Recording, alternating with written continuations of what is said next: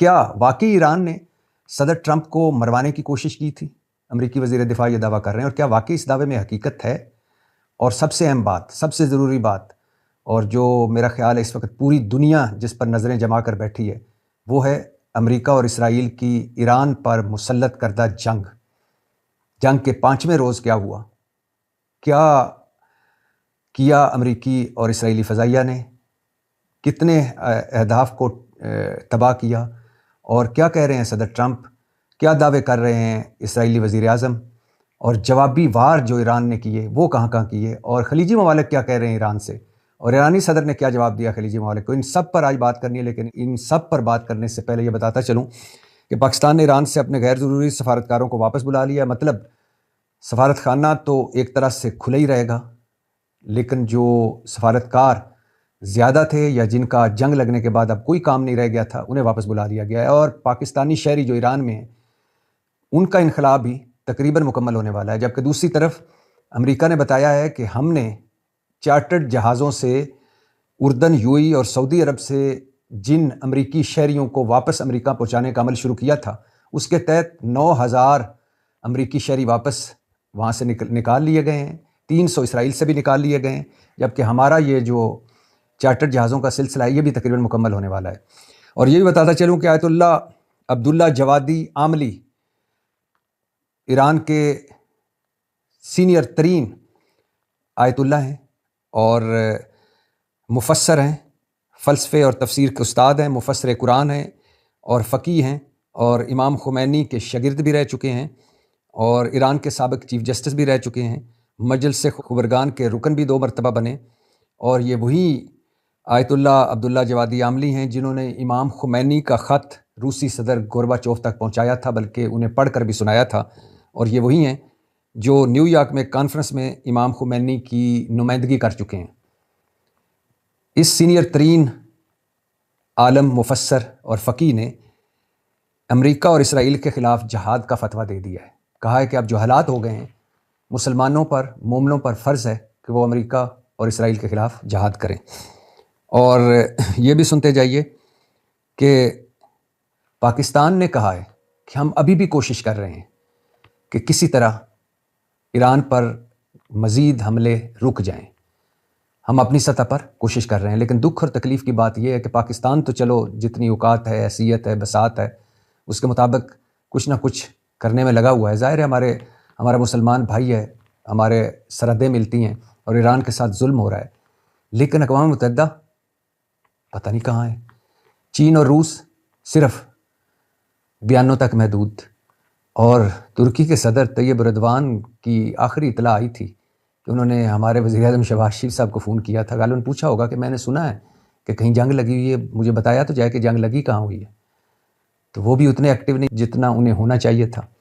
اس کے علاوہ یورپ کا تو نہ ہی پوچھیے۔ ہاں، البتہ کینیڈا کے وزیر اعظم نے امریکہ اور اسرائیل سے کہا ہے کہ وہ عالمی قوانین کی پاسداری کریں۔ ظاہر ہے کینیڈا کے وزیر اعظم کی کس نے بات ماننی ہے، لیکن اتنا ہی کافی ہے کہ اسپین یہ کہہ دے کہ ہم اس عمل کا حصہ نہیں ہیں، کینیڈا کہہ دے کہ ٹرمپ صاحب اور نیتنیاہو صاحب آپ عالمی قوانین کی پاسداری کریں، یہ بھی کافی ہے۔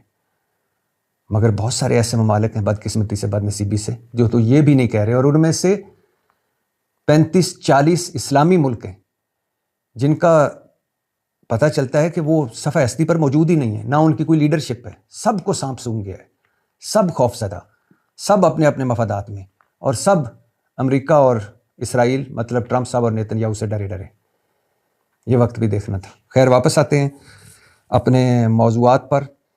کیا واقعی مجتبیٰ خامنائی جو آیت اللہ خامنائی صاحب کے بیٹے ہیں ایران کے نئے سپریم کمانڈر منتخب ہو گئے ہیں؟ نہیں، ایسی کوئی بات نہیں۔ میری تہران میں بات ہوئی، اور پھر شہنشاہ نقوی صاحب سے بھی بات ہوئی۔ شہنشاہ نقوی صاحب کا کل آپ تفصیلی پوڈ کاسٹ آپ دیکھ سکتے ہیں، ایران کے حوالے سے ان کی خصوصی گفتگو۔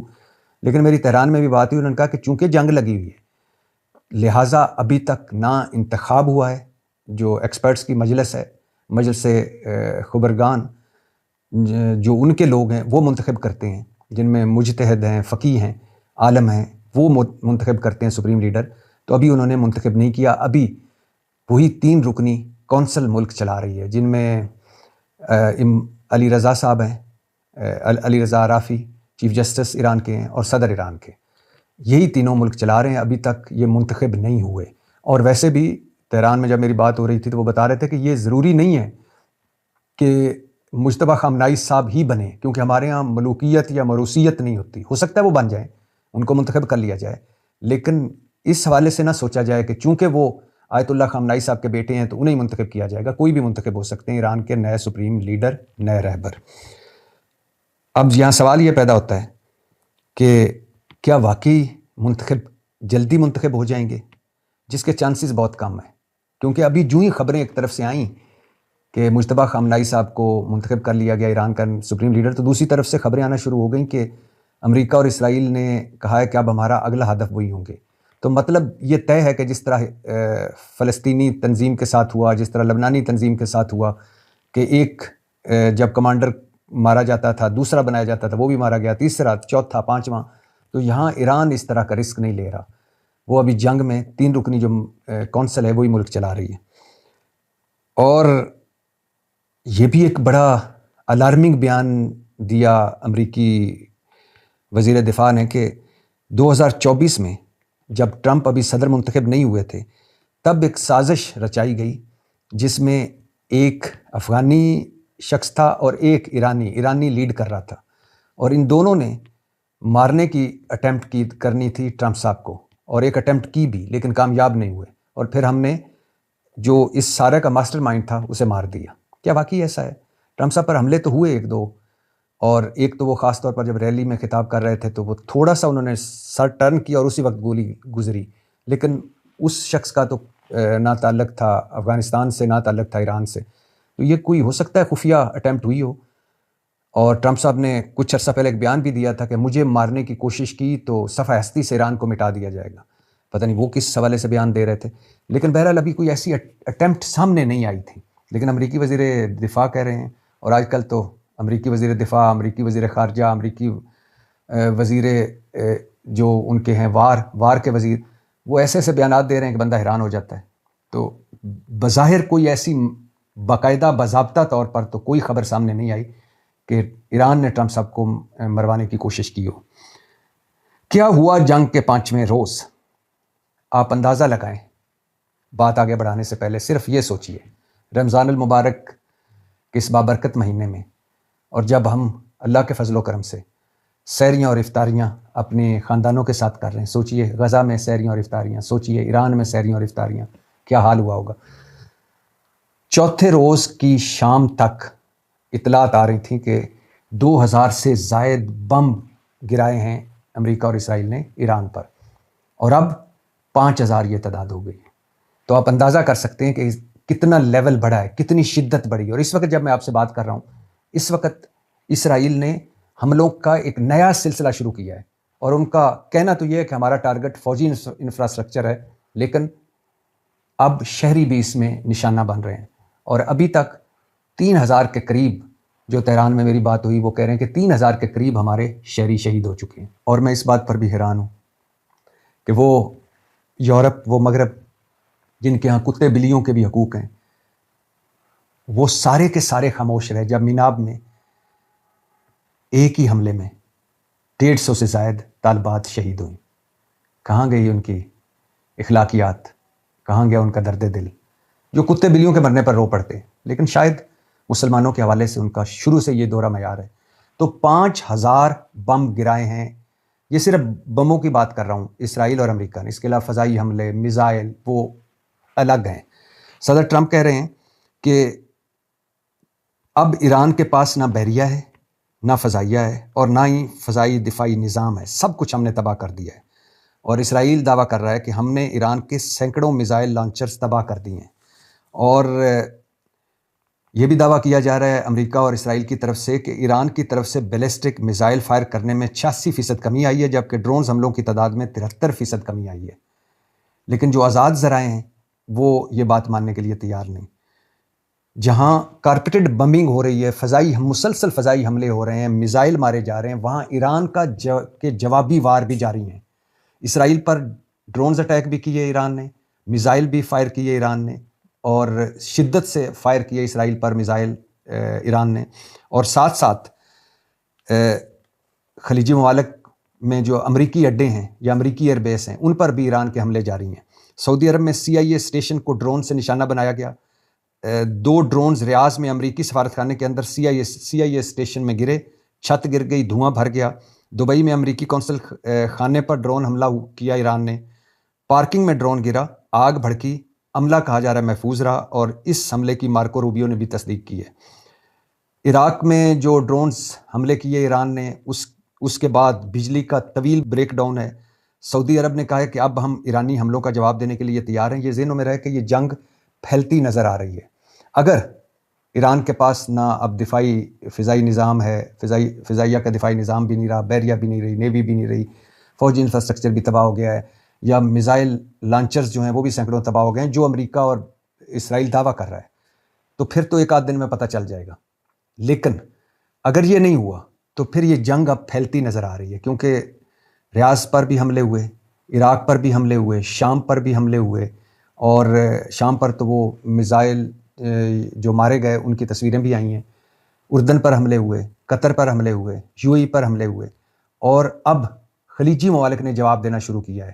اور خلیجی ممالک میں سعودی عرب نے کہا ہے کہ ہم ایران کے حملوں کا جواب دینے کے لیے، جوابی حملہ کرنے کے لیے تیار ہیں، جبکہ قطر نے ایران سے کہا ہے کہ وہ ہم پر حملے روکیں، جن کا جنگ سے کوئی تعلق نہیں ان کو جنگ میں مت گھسیٹا جائے۔ اور اس کے جواب میں ایرانی صدر نے خلیجی ممالک کو جواب دیا ہے کہ ہمارے پاس حملوں کے جواب دینے کے علاوہ کوئی آپشن نہیں، اور ہم کسی ملک پر حملے نہیں کر رہے، ہم امریکی ایئر بیسوں اور امریکی اڈوں پر حملے کر رہے ہیں۔ ایک طرف یہ ہو رہا ہے، اور دوسری طرف جیسا میں نے کہا کہ ایران کے اسرائیل پر جو بیلسٹک میزائل ہیں ان کا سلسلہ بھی وقتاً فوقتاً وقفے سے جاری ہے۔ اسرائیل میں جیسا کہا کہ خوف و ہراس ہے۔ اسرائیل میں ایک طرح سے سارے لوگوں کو کہا گیا ہے کہ وہ اپنی رہائش گاہوں میں رہیں، اور کہا گیا کہ اکٹھے نہ ہوں، تعلیمی ادارے بند ہیں، ریڈ الرٹ ہے، ایمرجنسی ہے۔ مارکو روبیو امریکی وزیر خارجہ نے پہلی بار اپنی کانگریس، مطلب اپنی اسمبلی یا اپنی سینٹ کو اس قابل سمجھا کہ ان کو بھی بتا دیا جائے کہ ہم جنگ شروع کر چکے ہیں اور ہم جنگ میں ہیں۔ کچھ سینیٹرز نے تعریف کی کہ کمال کر رہے ہیں آپ جو کر رہے ہیں، کچھ نے تنقید کی اور کہا کہ یہ جنگ کیوں لڑ رہے ہیں۔ صدر ٹرمپ نے ایک دن پہلے بتا چکے ہیں، ان پر بہت زیادہ تنقید ہو رہی تھی کہ آپ کو اسرائیل نے ورگلایا ہے، آپ اسرائیل کے کہنے پر اس جنگ میں الجھ گئے ہیں اور ہماری معیشت تباہ ہو رہی ہے، ہمارا بہت زیادہ خرچہ ہو رہا ہے۔ صدر ٹرمپ نے اس کے جواب میں کہا کہ مجھے اسرائیل نے نہیں، میں نے اسرائیل کو کہا کہ آپ ایران پر حملہ کریں کیونکہ یہ ضروری ہو گیا تھا۔ اور صدر ٹرمپ نے کہا کہ تیل کی قیمتیں کچھ عرصے کے لیے اوپر جائیں گی، فکر نہ کریں۔ ہاں، آبنائے ہرمز جو سمندری رستہ ایران نے بند کیا ہوا ہے، جہاں سے دنیا کے 20 سے 25% تیل اور گیس کے جہاز گزرتے ہیں، جب ضروری ہوا تو میری نیوی ان کی حفاظت یقینی بنائے گی ان جہازوں کی، اور ان کو وہاں سے گزرنے کا ہم محفوظ رستہ فراہم کریں گے۔ ابھی تک 1000 کے قریب تیل بردار اور گیس کے جہاز آبنائے ہرمز سے پیچھے کھڑے ہیں، کیونکہ ایران نے کہا ہے کہ جو جہاز بھی آگے آئے گا اسے ہم تباہ کر دیں گے۔ تو مارکو روبیو کی جو کانگریس کو بریفنگ تھی، اس کے بعد کچھ سینیٹرز نے یہ بھی کہا کہ ہم تو اب یہ بریفنگ سن کر زیادہ خوفزدہ ہو گئے ہیں، اور خوفزدہ اس بات سے ہو گئے ہیں کہ کہیں امریکی فوج، پیدل فوج، مطلب کہ ہمیں آن گراؤنڈ امریکی فوج نہ اتارنی پڑے ایران میں۔ اور یہ امریکی وزیر دفاع نے بھی بیان دیا صحافیوں کے سامنے، اپنے فوجی قیادت کے ساتھ انہوں نے بریفنگ میں شرکت کی اور کہا کہ جنگ ابھی ختم ہونے سے بہت دور ہے، میں کوئی ٹائم لائن نہیں دے سکتا، کوئی ڈیڈ لائن نہیں دے سکتا۔ اور یہ بھی سنتے جائیے کہ اس جنگ میں ایک اندازے کے مطابق اس وقت اسرائیل اور امریکہ کے کہا جا رہا ہے، مجھے تو یقین نہیں آ رہا تھا، لیکن کہا جا رہا ہے کہ $5 ارب سے زیادہ اس وقت تک کا خرچہ ہو چکا ہے، اور ابھی یہ محتاط اخراجات ہیں، یہ بڑھ بھی سکتے ہیں۔ اور جتنا معاشی نقصان عرب ممالک کو ہو رہا ہے، ظاہر ہے میزائلوں کا حملہ جاری، UAE اس کا تو بنیادی جو فیکٹر ہے وہاں کی خوشحالی کا وہ ٹورزم ہے، جتنا اس کو نقصان ہوا، اس کے علاوہ باقی خلیجی ممالک کام ٹھپ پڑا ہوا ہے، اور سارے اسی میں لگے ہوئے ہیں کہ ابھی کوئی میزائل آیا، ابھی کوئی ڈرون آیا۔ جیسے برطانوی F-35 نے اردن، عراق اور قطر کے اوپر ایرانی ڈرونز جو پہنچے تھے انہیں مار گرایا، یہ برطانیہ دعویٰ کر رہا ہے۔ تو ایران کی طرف سے جو مزاحمت ہے وہ بھی جاری ہے، گو کہ امریکہ اور اسرائیلی یہ دعوے کر رہے ہیں کہ مزاحمت میں کمی آئی ہے، لیکن حکمت عملی بھی ہو سکتی ہے، اور ظاہر ہے اتنی کارپیٹڈ بمبنگ ہوگی تو حکمت عملی میں تبدیلی آئے گی۔ مگر تہران میں جو میری بات ہوئی وہ کہہ رہے ہیں کہ ہمارے پاس میزائلوں کا وسیع ذخیرہ موجود ہے، ڈرونز بھی موجود ہیں، اور ہمارے پاس کھانے پینے کی چیزیں بھی موجود ہیں، ہم اس جنگ کو طویل کریں گے، اور پوری دنیا معاشی طور پر اور فوجی طور پر آئندہ اس جنگ کو دیکھے گی، اور اس دیکھ کر اس کو ایز اے کیس اسٹڈی آگے بڑھے گی۔ ہم نے تہیہ کر لیا ہے کہ لڑیں گے، اور جہاں تک ممکن ہو سکا لڑیں گے۔ تو جنگ جاری ہے، 5واں روز اس وقت جب میں آپ سے بات کر رہا ہوں۔ میں نے پہلے ہی بتایا کہ اسرائیلی حملے بھی جاری ہیں، ایرانی جوابی وار بھی جاری ہے، خطے میں کشیدگی ہے۔ اب خلیجی ممالک نے ان کی زبانی کلامی جواب دینا شروع کر دیا ہے کہ اگر ہم پر حملے نہ رکے تو ہم جواب دینے کا حق رکھتے ہیں، اور جن جن ملکوں کا امریکہ نے دفاع کا ٹھیکہ لے رکھا تھا وہ ملک امریکہ سے سوال کر رہے ہیں۔ امریکہ خود بھی ان کو تسلیاں دے رہا ہے کہ جلدی جنگ ختم ہو جائے گی، لیکن دوسری طرف اپنی قوم کو بتا رہا ہے کہ ابھی جنگ ختم ہونے سے بہت دور ہے، ہم کوئی ڈیڈ لائن نہیں دے سکتے، کوئی ٹائم لائن نہیں دے سکتے۔ تو اس وقت جنگ جاری ہے، اور اس وقت تک مسلم امہ انا للہ و انا الیہ راجعون، اقوام متحدہ، مغرب، یورپ انا للہ و انا الیہ راجعون، اور چین اور روس تو کہہ چکا ہوں کہ بہترین ہومیوپیتھک دوائیاں ہیں، کھائیں گے فائدہ نہیں ہوگا تو نقصان بھی کوئی نہیں ہوگا۔ اور اگر آپ یہ توقع رکھیں گے کہ اس سے بیماری میں کوئی کمی آ سکتی ہے، یہ توقع بھی آپ کی غلط ہوگی۔ اس توقع کو بھی آپ کو نظر ثانی اس توقع پر کرنی پڑے گی، کیونکہ ایسی کوئی بات نہیں ہے۔ چین اور روس نے لیبیا کو اور اپنے اتحادی معمر قذافی کو مروا دیا، صدام حسین کو، شام کو، یمن لبنان کو، اور اب ایران کو۔ بس باتیں کروا لو، ہلکے پھلکے بیانات دلوا لو، اور دھمکیاں دلوا لو، اور تقریریں کروا لو۔ اگر یہ کسی جوگی ہوتے، اقوام متحدہ کچھ کرنے جوگا ہوتا، اور مسلم امہ کسی جوگی ہوتی، تو اس طرح ٹرمپ صاحب اور اس طرح اسرائیل ظلم و ستم کا سلسلہ جاری نہ رکھ پاتے۔